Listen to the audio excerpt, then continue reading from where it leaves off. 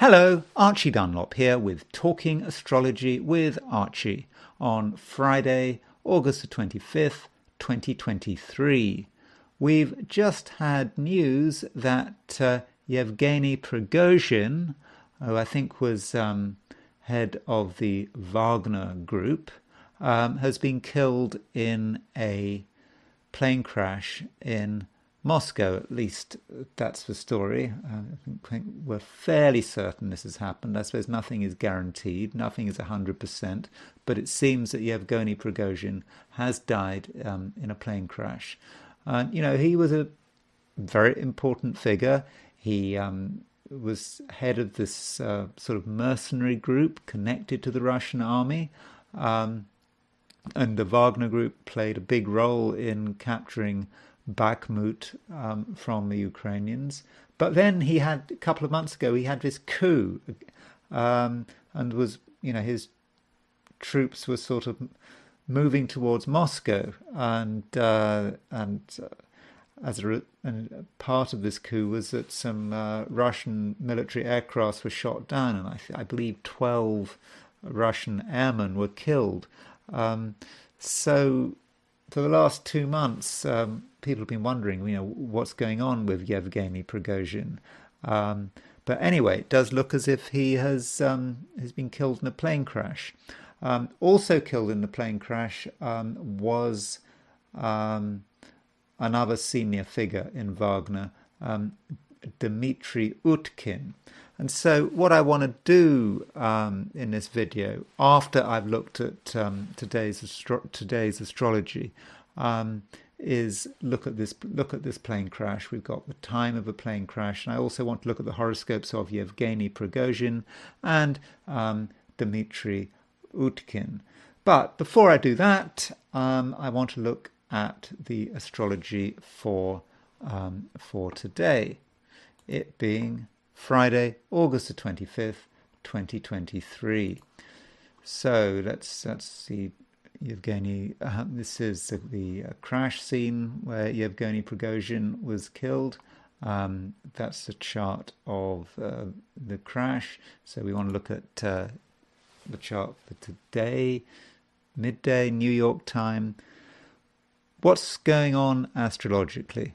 Well, the moon continues moving through Sagittarius, where it makes a square aspect with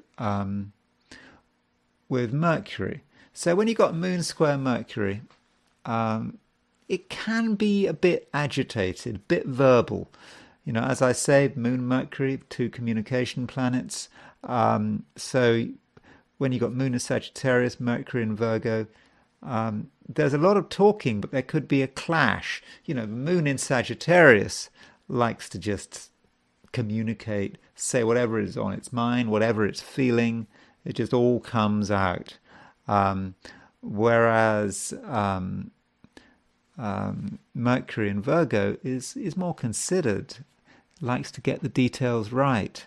And so there is a clash there. So, maybe it's a situation where there's one person who's got these big ideas, wants to talk about them, very sure of these ideas. And then the other person is focusing on the details and is not going to have any of it. So look out. There could be arguments today.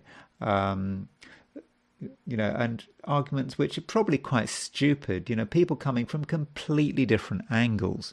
You've got big ideas versus the facts. Who's going to win? Well, to be honest, I wouldn't be surprised if the facts win. The people who have the facts are the ones that are probably going to win over, and are going to be the ones who can win the argument. So if you, before getting into an argument, you really, think about it very carefully. Are you the one with the facts, or is it the other person who's got the facts? So work out which is which. At the same time as all this, we can see that Mars is making a trine aspect to Pluto. I think overall that's pretty fortunate. Mars is a planet of assertion. It's in Virgo, wants to get things right, wants to get the details right, but it's trine Pluto. This suggests that we can cause some kind of transformation by asserting ourselves. Now, asserting ourselves doesn't mean being violent. It actually means having a good understanding of the facts and the details and expressing what we know with great force. And through the power of our knowledge, through the power of our grasp of the details, we can win over, and we can cause, we can, in our own way, cause a major transformation. So I would have said those two aspects, they're the main things going on today. I think overall, I think it should be a better day than yesterday. Also, you'll see that moon in Sagittarius is trine Venus in Leo, so that's good for relationships. In fact, that Mars-Pluto trine is actually good for relationships. So it may be a good day for intensifying a relationship, perhaps being able to express your emotions in a very powerful way, and really getting results. So if you want to intensify a relationship or even start a new relationship, I think there may be opportunities. So as far as the 12 signs are concerned, here are my forecasts for today, which is Friday, August the 25th, 2023. Aries. You can bring about genuine transformation thanks to a favourable aspect between Mars and Pluto. You know what levers to pull, and soon enough you'll be able to move things towards the achievement of your goals. But not everyone can handle you, and those close to you might be trying to create some distance. Taurus. When it comes to interpersonal connections, you're not the most powerful person. Indeed, in most cases, the power equation works against you, at least in terms of conflict and rivalry. So if there is a conflict situation, it may be best to back off. Later, once the situation has changed, you can return to the fray. Gemini. You're finding the world a little confusing, and the more the action, the greater the disorientation. Or should I say, the greater the action, the greater the disorientation. You might then feel inclined to retreat from the world and to place yourself in a secure and familiar environment. But you can still fight back, using both clever words and incisive wit. Cancer. Cancerians are trying their best to organise themselves, but it is hard work, not helped by the irritating behaviour of other people. Maybe someone is talking too much, or you're having to take too many phone calls. Yet, with the moon aspecting Venus, you can get help from an unexpected quarter. Leo. Spend some time on business and finance. You'll be able to get to the bottom of things surprisingly quickly, and you can then make the necessary changes, bearing in mind that in a few areas you have been sloppy and you now have a chance to sort the problem out. At the same time, a Moon-Venus trine could give a boost to your love life. Virgo. Mars, while moving through your star sign, makes an 120-degree aspect to Pluto.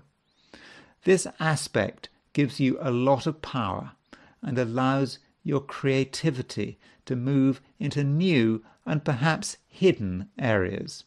You also have a chance to project your emotions, and find ways of bringing new people into your orbit. Libra. You're feeling sociable and you're perhaps in the mood for a quick visit, perhaps to meet up with friends.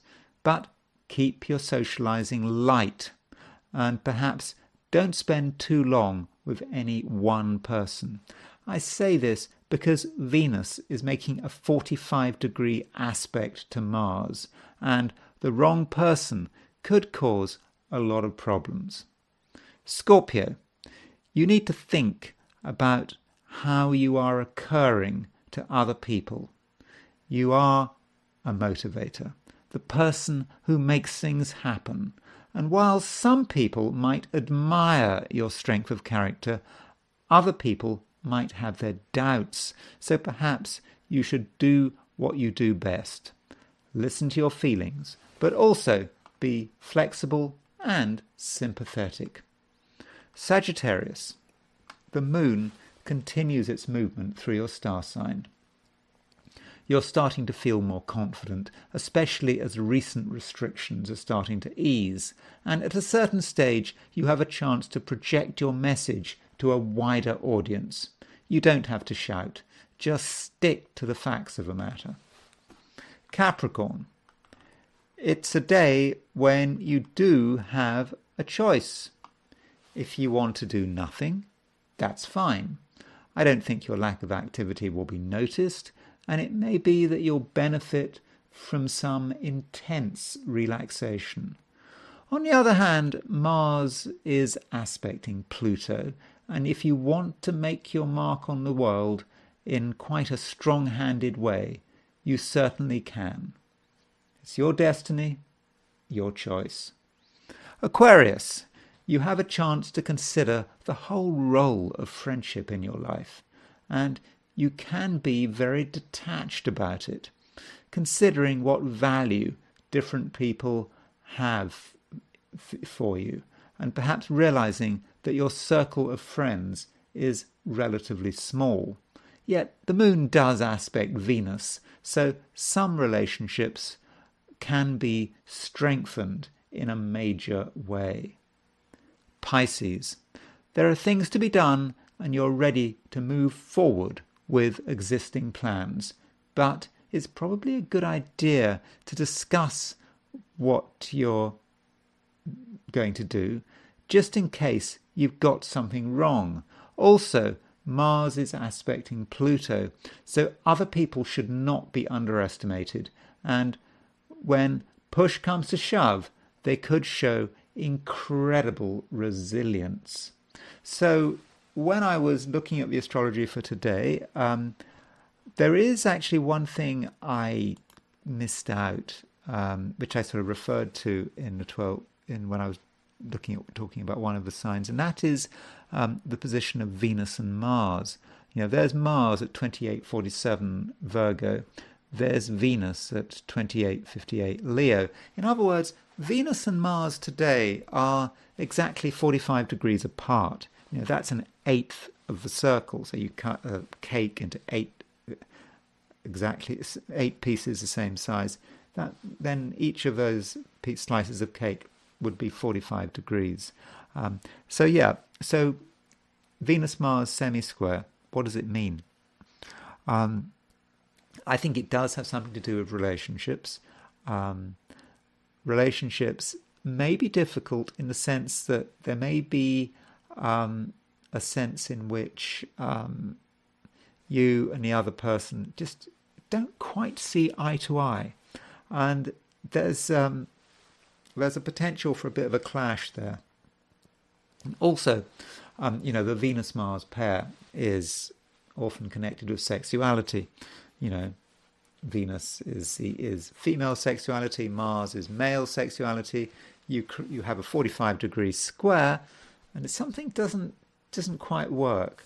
You know, there is a sexual attraction, may even be quite compulsive. So if you meet someone for the first time, you know, you might suddenly feel something, feel a sort of a compulsive pull towards someone you meet. But that Venus-Mars semisquare, you need to be a bit careful with it.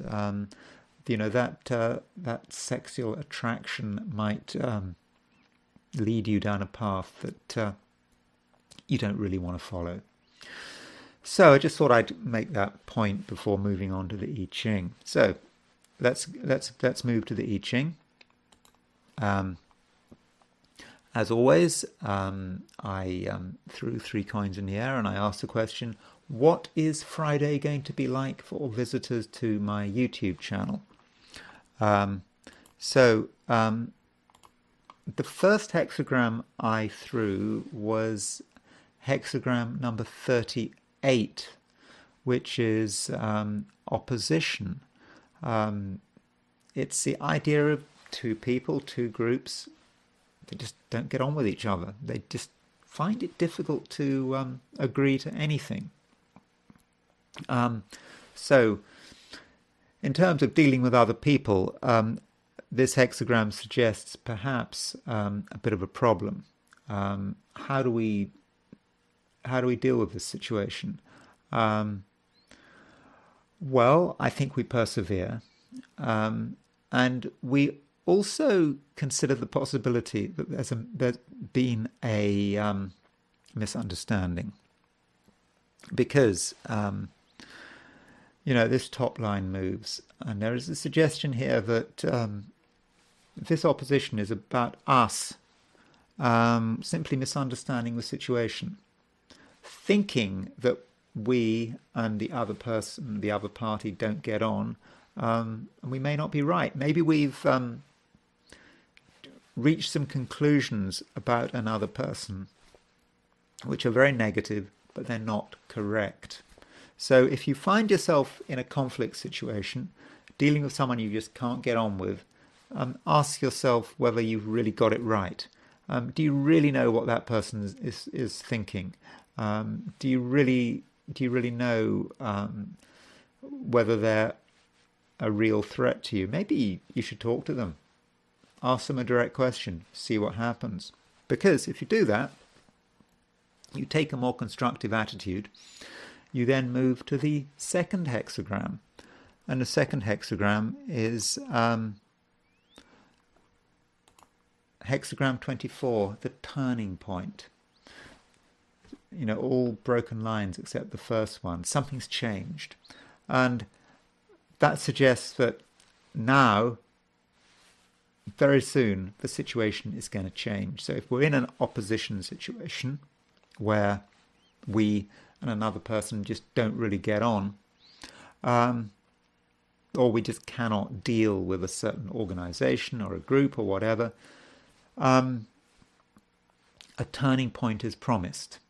There can be a sudden realization that all of these sort of arguments and so on, it is a misunderstanding, and there can be a turning point, and actually there can be a new level of trust. So do persevere, and if you are in conflict with people, consider the possibility that you've reached the wrong conclusions about them. Try to make a special effort to understand what they're thinking, what they're feeling, where they're coming from. So I think that can be a positive end if you to the situation if you play it right. So anyway, now what I'm going to do is I am going to go back to the astrology, and I'm going to look at what's going on with this plane crash in Russia, in which Yevgeny Prigozhin and Dmitry Utkin and a number of others, I think there were 10 people on board, but these are the 2 people who I think were most well known. So I think what we will do is we will start with the crash.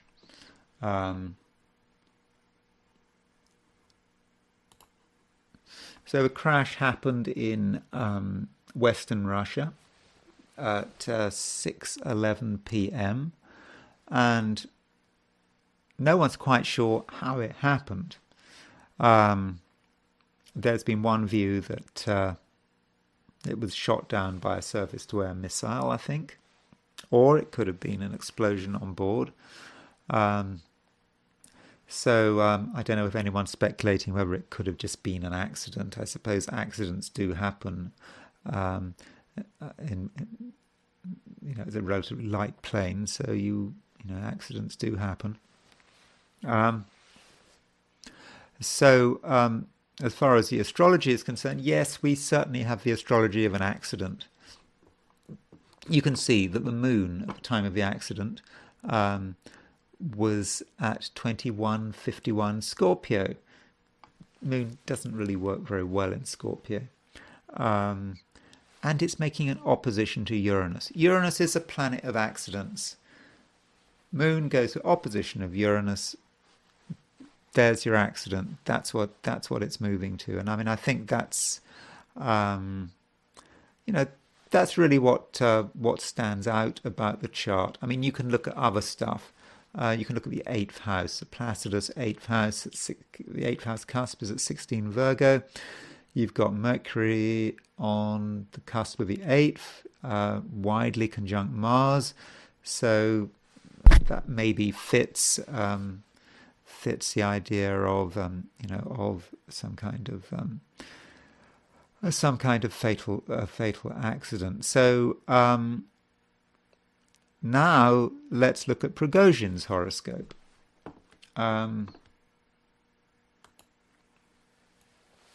he was born June the 1st, 1961, which certainly makes him a Gemini. So in terms of his chart, I mean, I have looked at his chart before. I did try to track down and ask, in terms of transits, directions, progressions, was anything really spectacular going on in his chart, which created this accident?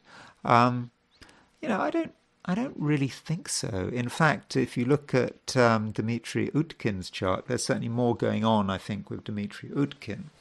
And I'll be talking about him in a moment. One thing that's interesting about Yevgeny Prigozhin is he has his North Node at around 0 Virgo. Another person who's got the North Node at 0 Virgo is our favorite US president, Joe Biden. Joe Biden has got his North Node at 0 Virgo. So what does that mean? Well, as I explained yesterday, Ukraine was born on the 24th of August. And therefore, Ukraine has its sun at 0 Virgo.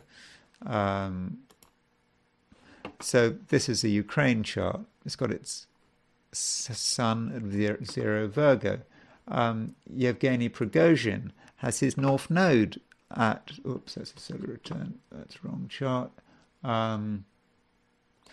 Yevgeny Prigozhin has his North Node at 0 Virgo. What does that mean? Biden has his North Node at 0 Virgo. So Biden feels that that it's necessary to really focus on Ukraine. Yevgeny Prigozhin also felt that it was really necessary to focus a lot of energy on Ukraine for whatever reason. North Node 0 Virgo.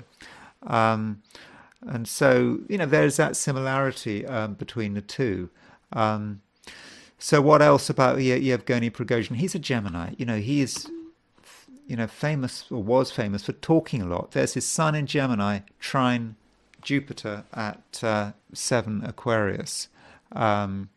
So does he know when to stop talking? I mean, as when he was, talking towards the end of the siege of Bakhmut, he was he had his videos where he was telling everyone how terrible it was, and I think he had pictures of his own men who'd been killed. He just, he couldn't stop talking, and he couldn't stop making comments. And I think that really didn't help. Of course, with this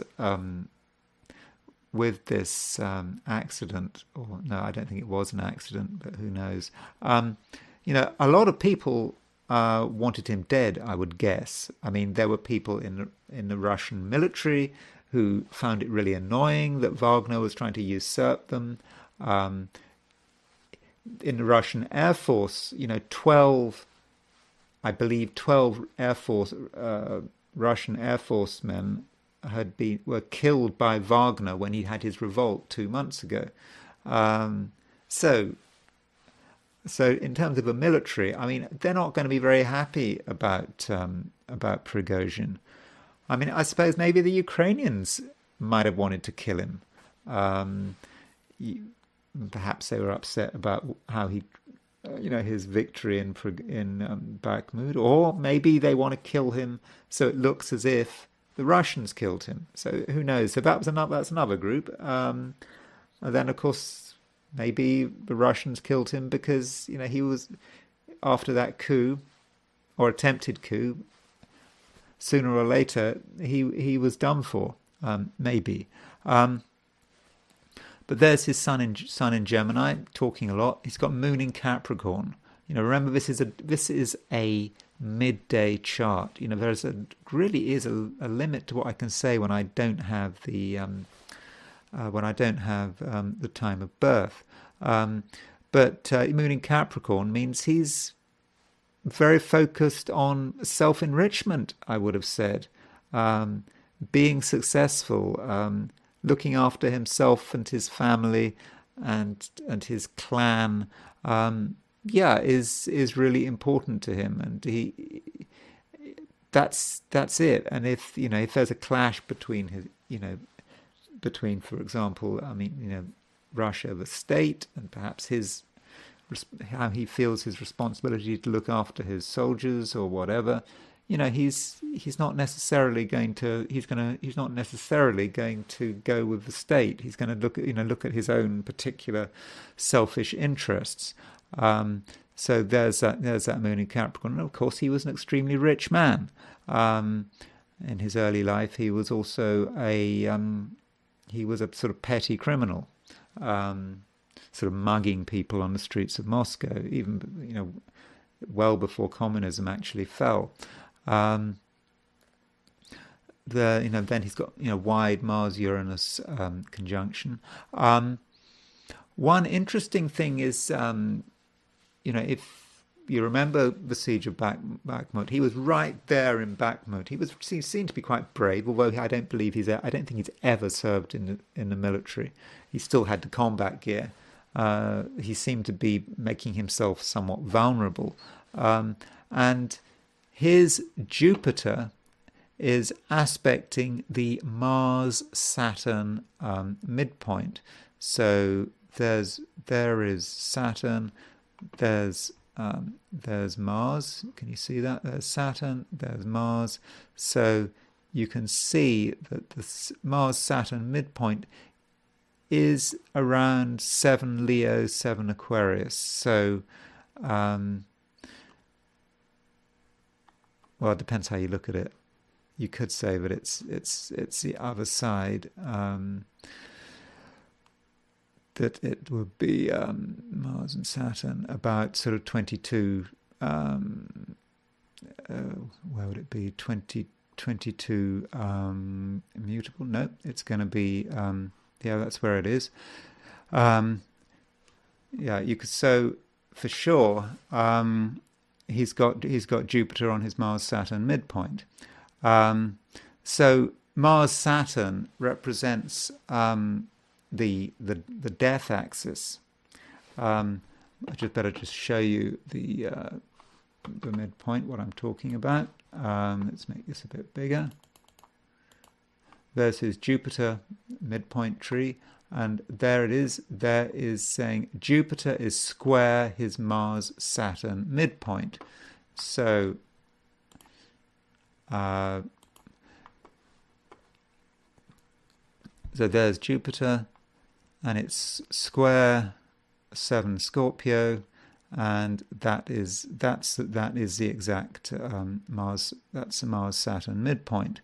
So what does it mean to have Jupiter on the Mars-Saturn midpoint? Well, one view is that it might be someone who enjoys death, somehow likes the death and destruction. It sort of turns them on, maybe. The American Secretary of State, Antony Blinken, he has got Jupiter on the Mars-Saturn midpoint. We've seen how American intervention, the neocons, stirring stuff up in Ukraine, causing all the death and destruction since 2014. And Antony Blinken, I don't know how he personally thinks about what's going on in Ukraine and the United States' intervention everywhere, but that Jupiter on the Mars-Saturn could be quite nasty. Just getting off on it, death, destruction, whatever. Maybe Jupiter on the Mars-Saturn midpoint is just getting off on death. That's one way of looking at it. Another way of looking at it is it's just a quick death, an easy death. So I suppose Yevgeny Prigozhin, a pretty quick death, I suppose. If your plane is shot out of the sky or blows up or crashes or whatever, I suppose you're going to have moments of awareness where you're definitely going to die. But when the plane hits the ground or whatever, you're dead straight away. So you could say that Jupiter on the Mars-Saturn midpoint is an easy death. I think that is a way to describe it. Now, what about the other person? There were lots of other people, but it's Dmitry Utkin that I just wanted to look at. So I just wanted to sort of cut away from the astrology for the moment and consider the. I wanted to just give you a feel for who this man is, Dmitry Utkin. So this is the Guardian. So the Guardian had this article. Who was Dmitry Utkin? What we know about Wagner commander on board plane in fatal crash. There he is, or there he was.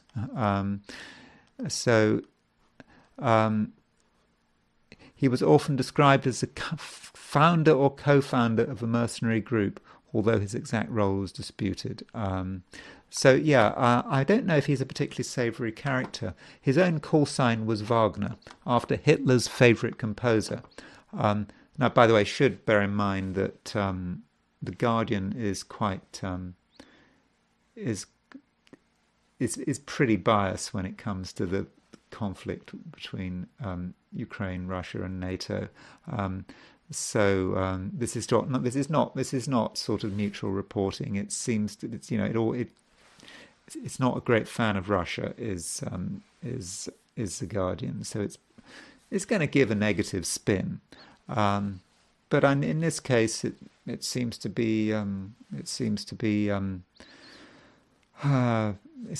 the case, what it's reporting. So his own call sign was Wagner, after Hitler's favourite composer.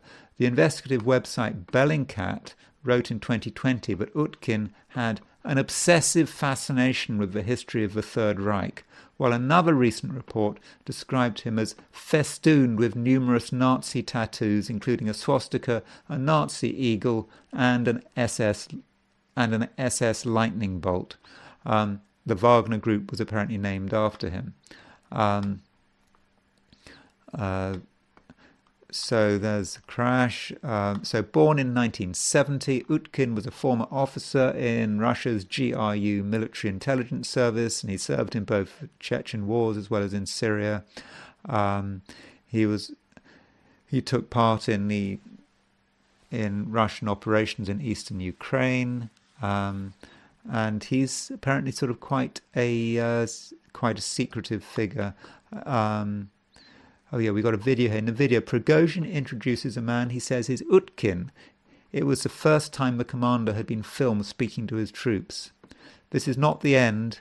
This is only the beginning of the greatest work in the world, which will continue very soon, Utkin says in the video. And welcome to hell, he adds, the last words in English.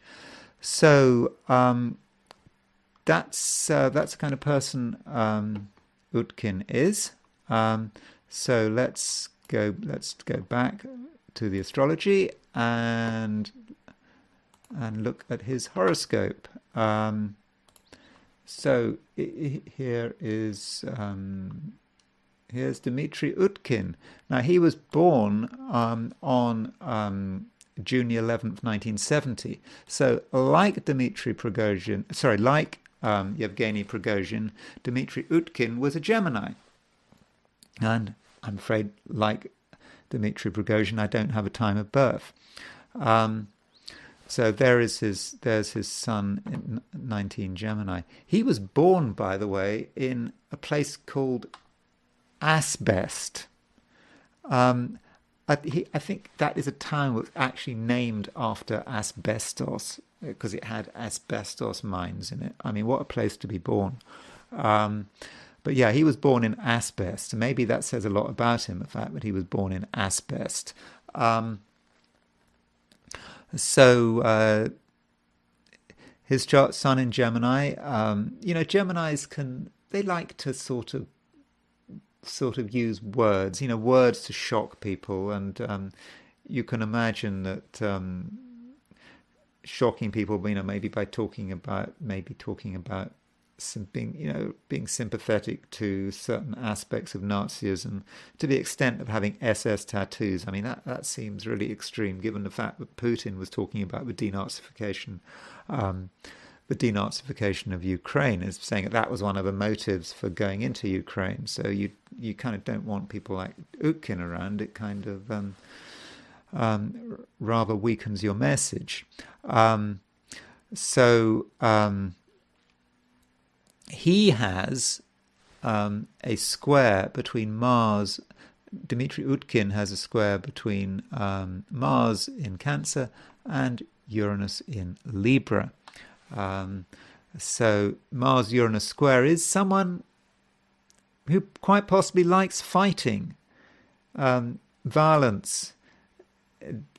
That really might turn him on. Also with Dmitry Utkin, but Dmitry Utkin, like Yevgeny Prigozhin and like Antony Blinken, he has, I think, I'm pretty sure he has it. He has a Jupiter on the Mars-Saturn midpoint. It's a semisquare or a sesquiquadrate, but it's still, he's got a hard aspect between Jupiter and the Mars-Saturn midpoint. So we could say these two men, Yevgeny Prigozhin and Dmitry Utkin, they both had an easy death, quick death. Okay, they both might have been conscious when the plane hit the ground, but when it hit the ground, death would have been immediate. Yeah, they both have Jupiter on the Mars-Saturn midpoint. That, and by the way, that really shows, you do need to you do need to calculate the midpoints. If you don't, if you're into astrology and you want to calculate midpoint, at least ascendant midpoint and ascendant midheaven midpoint, Sun Moon midpoint, Venus Mars midpoint, and Mars Saturn midpoint. I think those are the four midpoints to start with when you're looking at charts. Anyway, to get back to Utkin's chart,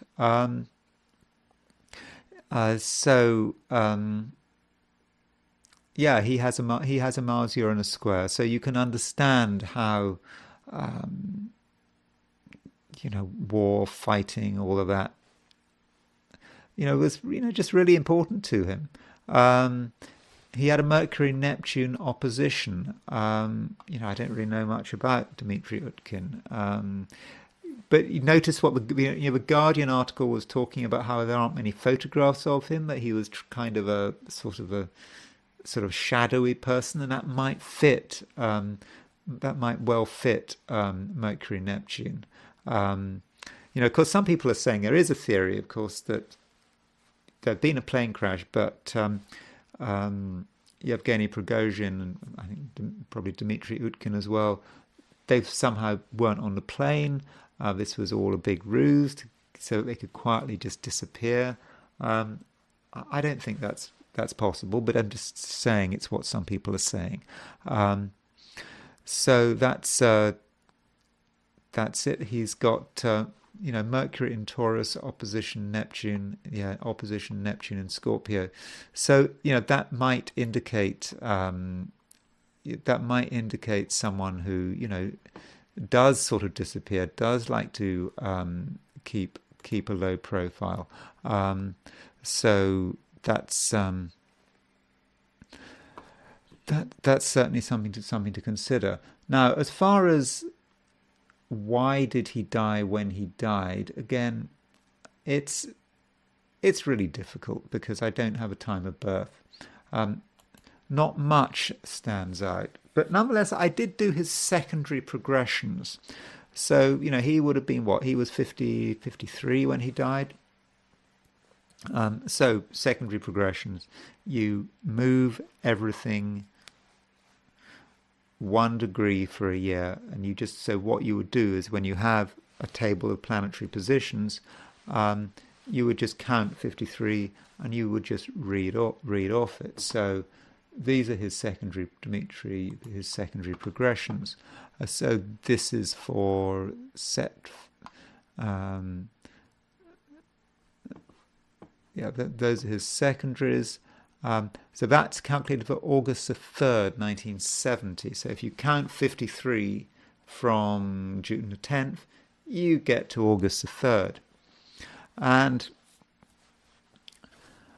the secondary progressions kind of say it all, because on August the 3rd, 1970, 53 days after he was born, there was an exact Sun-Mars conjunction. There you can see in Leo, in a fire sign. So Sun-Mars conjunction. Now, we don't know precisely when that was because, well, we know when it was when the Sun-Mars conjunction was, but in terms of timing, we don't have his exact time of birth. But pretty much around the time he was killed in that plane crash, progressed Sun was conjunct progressed Mars. Sun and Mars are not just masculine signs, they're fiery signs in Leo. You do kind of get the image of a fireball with Sun-Mars conjunction. Progressed Sun, conjunct progressed Mars. That fits really well. And you can see if you look at his natal chart, you see there's his Sun, there's his Mars. Sun goes faster than Mars. So throughout his life, the Sun was catching up with Mars, and it finally caught up 53 days after he was born. And 53 years after he was born was when he was killed in this plane crash. So anyway, that's all I'm going to say about this crash. With Wagner, with Yevgeny Prigozhin, I didn't see loads of stuff indicating that this was it. This was I didn't see a lot of signatures. I don't think I really hardly saw any signatures for Prigozhin's death. But again, I didn't have a time of birth. I think in a way with this crash, but with Dmitry Utkin's chart is a lot more interesting. Anyway, so thank you for listening to me, and I hope you found what I said interesting, and I will talk to you again tomorrow.